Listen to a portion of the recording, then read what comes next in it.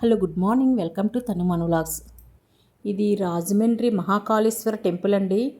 ఇక్కడ అన్ని దేవాలయాలు ఒక దగ్గరే నిర్మించినట్టు అన్ని దేవుల్ని ఒక దగ్గరే పెట్టారండి. దేవాలయాలు కూడా చాలా ఎక్కువగా సామూహికంగా, మనసులు ఎలా సామూహికంగా ఉంటామో దేవుళ్ళు కూడా అలా సామూహికంగా ఉన్నట్టుగా పెట్టారు. అందరూ కలిసికట్టుగా ఉండాలని నిదర్శనంతో అయితే చాలా బాగా డిజైన్ చేసి చాలా బాగా కట్టారు.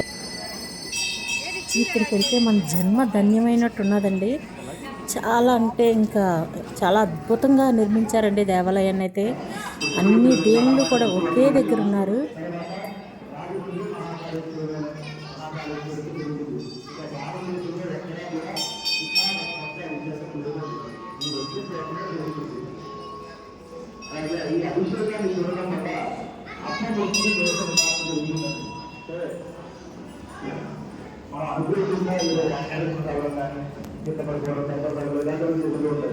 ప్రతి కూడా అనుభవించిన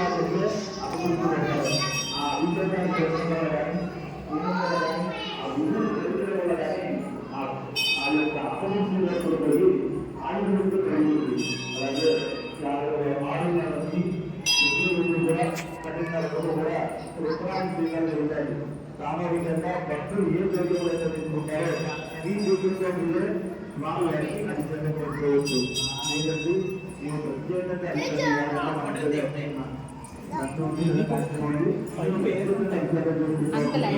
బయట నుంచి తీయాలి.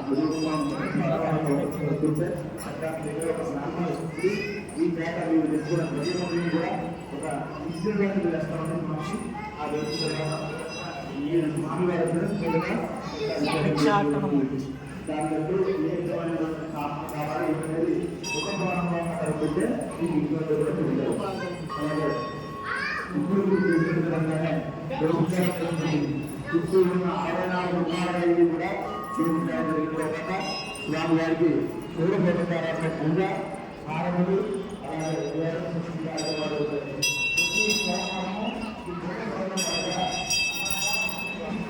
భలే ఉంది, గుడి బాగుంది. అలాగే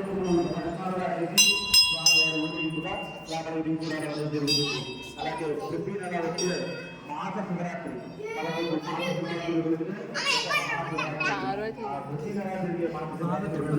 కార్యక్రమాలన్నీ స్వామివారి శాంతి కళ్యాణం స్వామివారి శాంతి కళ్యాణం జరుగుతుంది.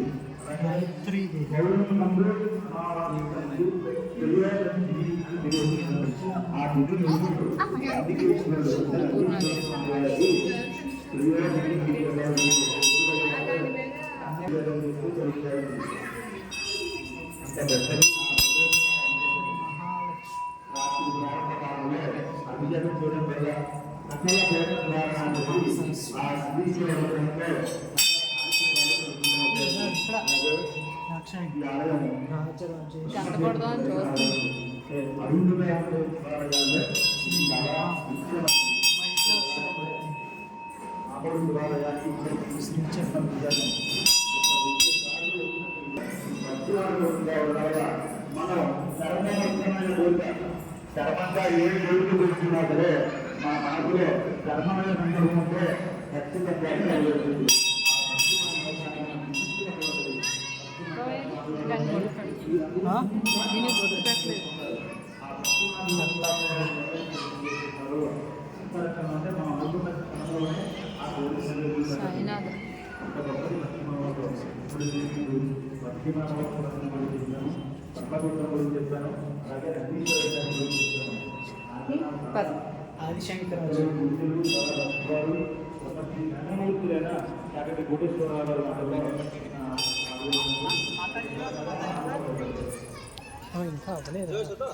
ఇంకా చాలా ఉంది.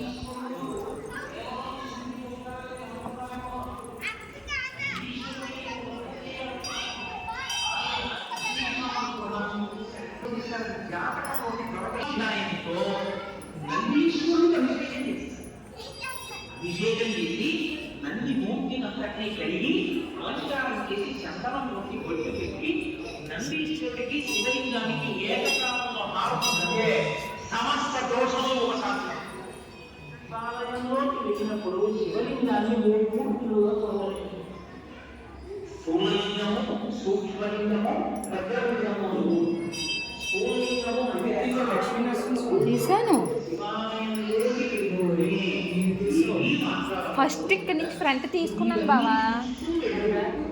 ఆలయ శిఖరంలో చూస్తే మూలలింగాన్ని చూసినట్టు, ఆలయంలో ఉన్న శివలింగాన్ని చూస్తే సూక్ష్మలింగాన్ని చూసినట్టు, బలిపీఠాన్ని చూస్తే భద్రలింగాన్ని చూసినట్టు. బలిపీఠము అంటే ఉపభూతము తెలుసుకుంటాయి వాతావరణంలో.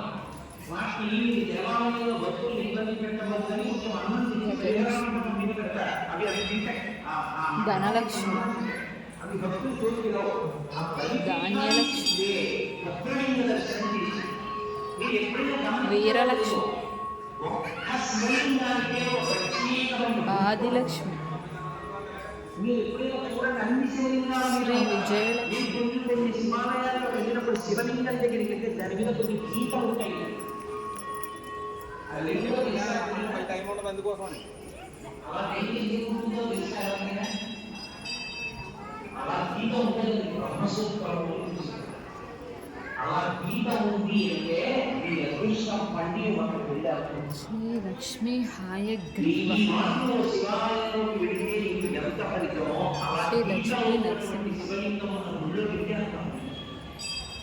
శ్రీ అనంత పద్మనాథుడు, అలాంటి శివలింగం శ్రీ పూరి జగన్నాథుడు, తప్పకుండా మీరు మీ ద్రవ్యాల్లో, మీ శ్రీ బలాల్లో, మీ మత్స్యావతారము, శ్రీ మీ మత్స్యావతారము, మీ కష్టాల్లో వినియోగిస్తారు. శ్రీ కూర్మావతారము, గీతలు కనపడ్డాయి అనుకోండి, బ్రహ్మసూత్రం ఉందనుకోండి, శ్రీ వరాహావతారము,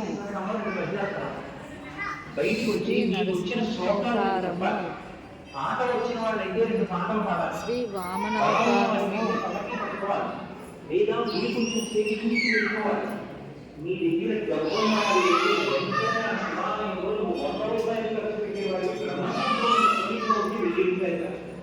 ఎందుకంటే మీ జన్మ పట్టి అక్కడ వచ్చేస్తుంది. అది పరశురాముడు, ఒక రుద్రాభిషేకం ఒక పక్క చేస్తే ఏ శ్రీరాముడు, శివలింగానికి చేస్తే కోటి రెట్లు శ్రీకృష్ణుడు,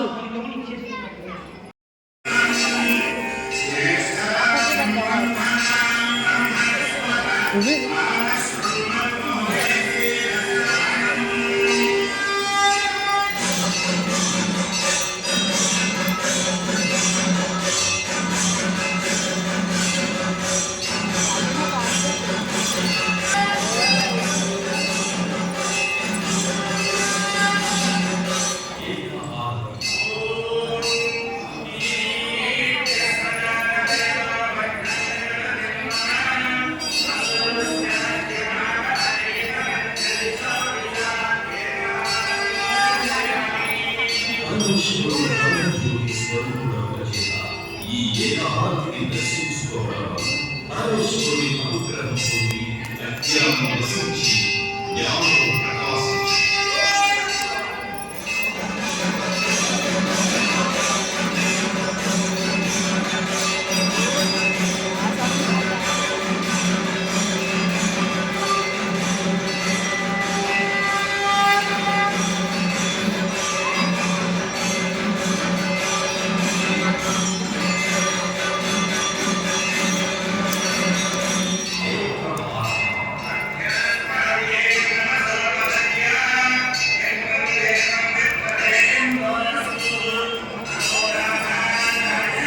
ఈ